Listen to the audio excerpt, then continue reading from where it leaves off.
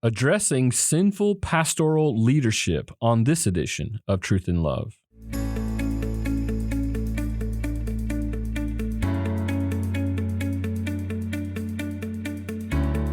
I'm Dale Johnson, and you're listening to Truth in Love, a podcast of the Association of Certified Biblical Counselors, where we seek to provide biblical solutions for the problems that people face. This week on the podcast, I am joined by Josh Zeichik. He's a two-time graduate of the Masters University, Biblical Counseling, bachelor's degree and master's degree. He served as a youth pastor and a church planter in his local church, and he's a certified member with ACBC. He's married to his wife, Harmony. They have 3 kiddos. One of those kiddos is on the way, and excited about that, Josh. He's also a PhD student here at Midwestern Baptist Theological Seminary, where I serve, and that's the way that we have gotten to know one another and become good friends even through that process. And listen, I'm excited about some of your doctoral work, and you're talking about this particular issue, and you're getting further and further in some of your research, and this has been a topic that you've thought about and taught through on a number of occasions. But I want us to dig into it a little bit here today. This is certainly an issue that we see facing the church today is thinking about abusive pastoral leadership or sinful pastoral leadership. And I love the way, Josh, that you categorize that. We don't want to get caught in the fray of the multi-uses of abuse. Not that some of those things might not be appropriate, but you're identifying this biblically, saying that sinful pastoral leadership. Now, let me give a caveat before we start, Josh, that I think is really important when we think about earthly authorities. We are not saying that pastors don't have authority. Pastors have authority given by God. But that's not to say that as human authorities, they can't be sinful. Yes, they absolutely can. And those things need to be addressed. Biblically, we have been given ways to address sinful pastoral leadership. And I'm really excited that we're able to address some of these issues and without being polemicized to one side or the other, but to address them the way that the Bible addresses them. And I'm so grateful that we have a God who cares enough to deal with us in knowing our sinful patterns and sinful ways, that he would allow us wisdom from the scriptures on how to deal with this issue that is becoming very prevalent even in the church. So let's start there. So how do we know when there's a problem? We might sort of think that there's a problem in the church. Maybe my pastor's being sinful in some of the ways that he's doing things. We have to be very cautious when bringing about some sort of accusation against our elders. The Bible warns us against doing that just as a one-off. We have to have multiple witnesses and so on. We have to be cautious, but it's at least a legitimate question that we need to be asking. How do we know when there's a problem? Yeah, and I'm very passionate about this topic. I've seen this issue come up a lot in counseling. It's a really prevalent issue. We're seeing leaders of, not necessarily pastoral leaders, but parachurch leaders and pastors falling from ministry as issues become exposed. And you'd like to think maybe these things wouldn't have happened if someone had gotten involved at the early signs. Mm-hmm. So some of the key things I'm wanting to address ultimately with my doctoral work and even today is we try to categorize things. I think scriptures do this. I think there's a difference between foolishness or preference. Sometimes people get very offended about a preference issue. The pastor chose to go a different direction with the worship style of music. Okay, that's not sinful pastoral leadership. That's just a preference issue. Then we're talking about foolishness. Maybe they're ignoring the concerns of some of the wiser folks in the church who've been around and know how a decision may affect the overall body. Again, this may not be sinful, but it's certainly getting towards the foolish side of the spectrum. But when we look at sin, pastors, yes, they do need to be addressed, as you mentioned, 1 Timothy 5:19, this idea that 2 witnesses, we don't just bring an accusation against a pastor. They are unique in that sense. Mm-hmm. But in another sense, they are not unique at all. They are sinful human beings with the propensity to have evil unbelief in their hearts, as Hebrews 3 talks about. So they too are capable of sin. But we need to call it what it is, the way the scriptures call it. Mm-hmm. And we can't call something sin that we just don't prefer. Yeah, that's an important, I think, caveat. And we have to be cautious too, even when there are things that we differ on relative to theological positions and so on, that we have to be cautious about as well. So with that in mind, I think that helps us to better categorize when something sort of reaches the threshold of what we would call sinful pastoral leadership. So what are some of those examples of sinful pastoral leadership? And what are some examples of non-sinful pastoral leadership? Pastors just having to make hard calls. And listen, pastors have to make hard calls all the time. Pastors have to make unpopular calls. My goodness, didn't we experience that this past year in 2020 where guys were having to make decisions on the fly? Nobody's ever dealt with a pandemic to this degree before, and how do we navigate all the issues going on? There are hard calls. So how do we navigate that? What are some examples of sinful pastoral leadership to give us some ideas, some flesh on the bone to understand what we're talking about here? Yeah, some specific examples. Pastors are often in charge of the finances or have a direct hand in the finances of a church. When you understand that a pastor is now spending money designated for ministry on personal items, we start to call that embezzlement, right? There's an actual term. It's not just a feeling. It's objectively wrong to take money out of the church for personal use. And you see that. You see sexual sin, a pastor getting involved physically, emotionally with another, maybe a counselee or another member of the church. These are clear sins. Some of them, and you can distinguish between biblical sin and criminal sin, where, again, a civil authority, even outside of the church, would say, this is wrong, and charges will be pressed. So when we get that kind of clarity, both from the scriptures and outside of scriptures and the civil authority structures, we know something has to be addressed. Yeah, and I think this is really important. And just to sort of put some bumpers on this, a lot of churches don't pay their pastors well. That's not an excuse for embezzlement, but it would be an encouragement to me to say, churches, let's take better care of our pastors. We don't want to be a stumbling block in any type of issue like that, but pastors need to be held accountable. There should be expenditures that they can make that are for the sake of their job and their ministry, but certainly there's a caveat here. So that's one example. What are some examples, some other examples that you might give, and how do we distinguish that between non-sinful pastoral leadership? Yeah, and I think harshness, anger. So this is where I see this commonly, even in the resurgence of the church planting culture. There's just a lot of young men who are very passionate for the Lord, and they want to grow His kingdom, and they want to be a part of growing the kingdom. And this is one where I do think it falls into this more gray area, because people appreciate strong leaders, but strong leaders can have a propensity to harshness, and what Scripture would call this wrathful instinct, right? This wrathful response. They're supposed to be respectful, self-controlled, and managing things with this humility. And so often we're finding that people are just getting very hurt because a pastor said something that maybe it was preference, maybe it was just a hard call, maybe it was even the right call, but they did it in such a manner that did not exude love, kindness, a gentle pastoral spirit. And that's what I'm seeing regularly in young pastors especially. But then there's times, and I think you referenced this during this whole season with COVID and quarantine, there's a lot of things that are not sinful, but they're maybe against our preferences. And I think every church saw just a split down the middle: masks, no masks; social distancing, no social distancing; coming back in person, staying home, and doing everything digitally. Pastors had to make unique calls individually for their local body. And I think we just have to work hard to believe the best about these sinful decisions that were just them doing the best to exercise wisdom.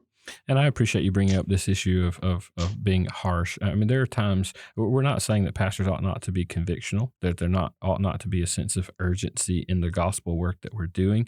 There ought not to be some sort of vision. We're not saying any of that. What we are saying is we have to be cautious about being selfishly ambitious, thinking that the work is our own and that it needs to be done now, today. The timeline of progress, we have to, as leaders, give over to the Lord. Things don't always have to get done on our timeline. Sometimes that breeds harsh realities. And for the congregant who's sitting there sort of watching this, I think let's be fair. If we see a pattern of these things we might need to address this. And but we have to be cautious. We're not saying that pastors ought not to be convictional and so on. So, but I think you make a great point. Being self-controlled, being gentle, handling things pastorally.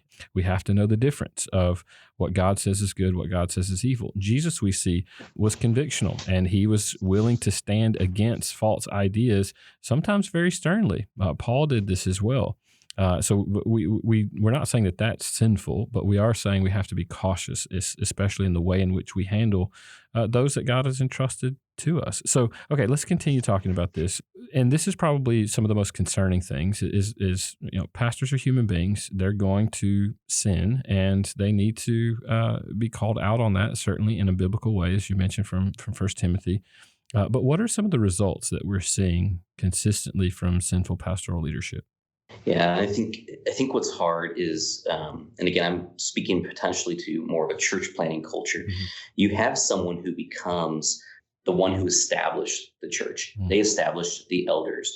And if you're not careful and you establish a group of men around you who are going to affirm the majority of your decisions, and we don't get a lot of pushback. We don't get a lot of challenge. We don't get a lot of, okay, that's the right decision, but did you communicate it the right way? And probing questions. If you don't establish accountability, even as the senior pastor around you, there's risk there.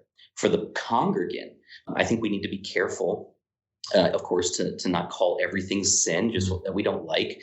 But when we do identify something that is hurtful, I think there is an appropriate methodology laid out in Matthew 18 to go one-on-one and talk one-on-one.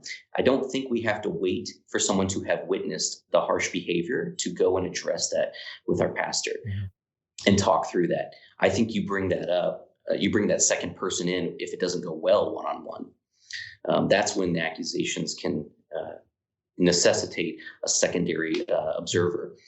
But what we want to do is make sure as pastors, we're putting people around us who we allow to speak into our lives, that we invite to speak into our lives, and not wait until we're 5 years into this thing, this church plant, 7 years into this church plant, and it's too big to let go of. And then somebody just removes us because it's overwhelming, the amount of cases and hurt and damage we've done.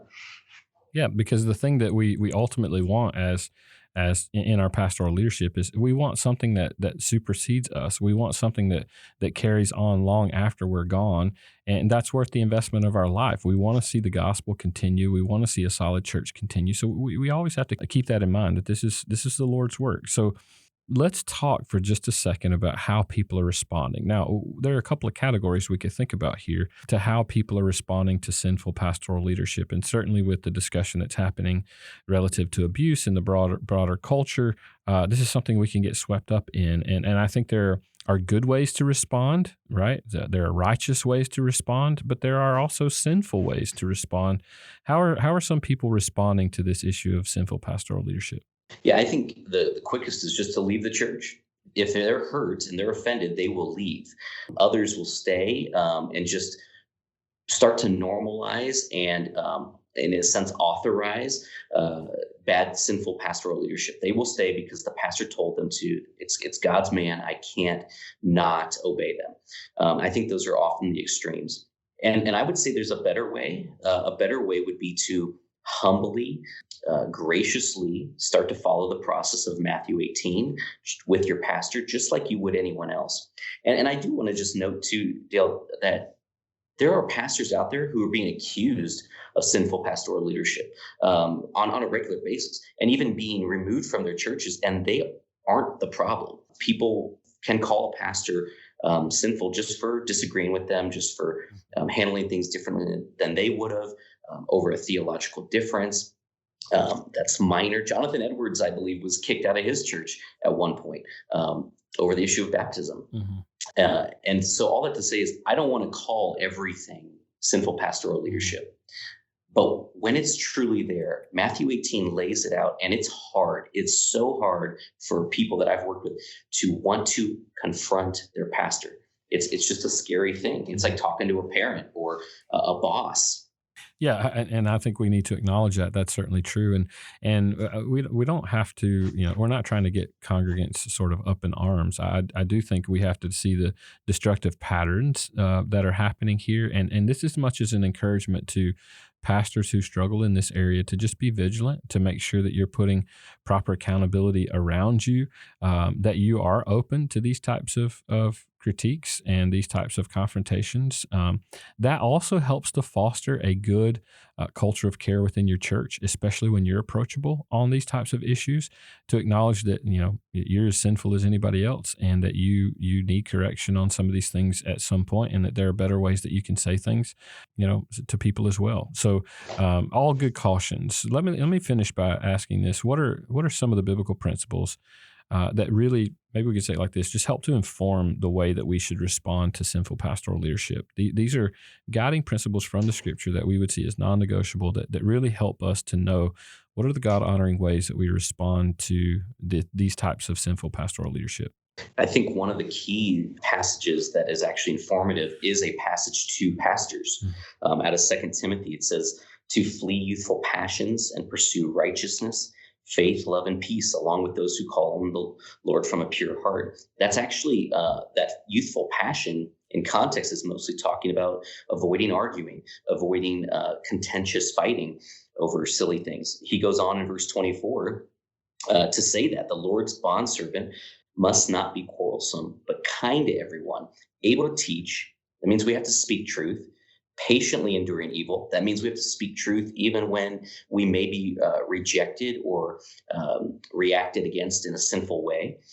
Correcting his opponents with gentleness. So we're speaking not just to the truth, but the manner in which we communicate the truth.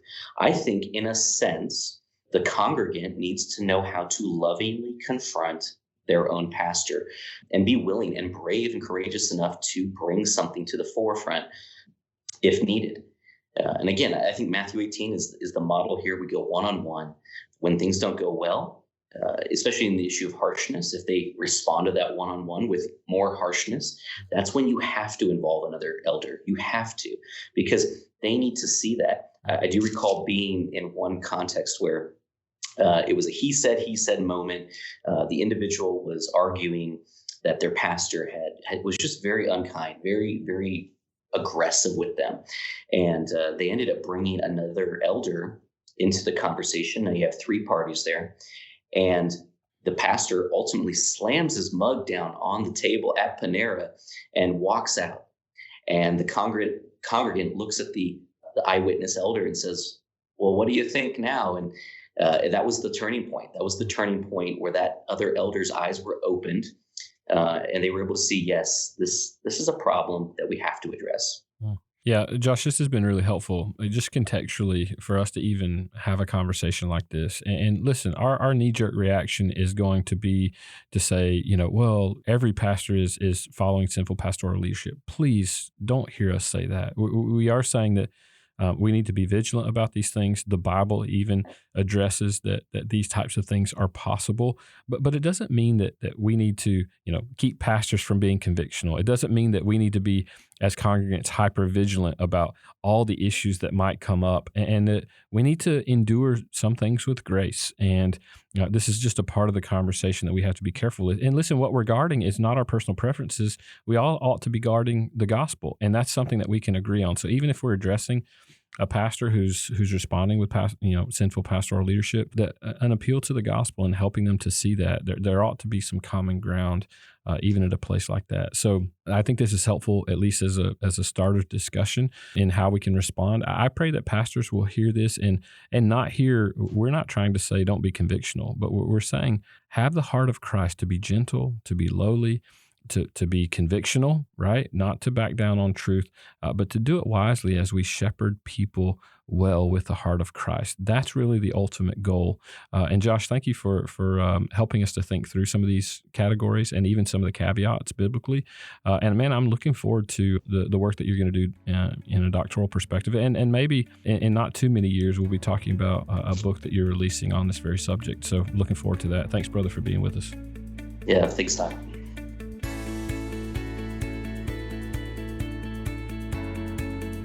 You're listening to Truth in Love, a podcast of ACBC.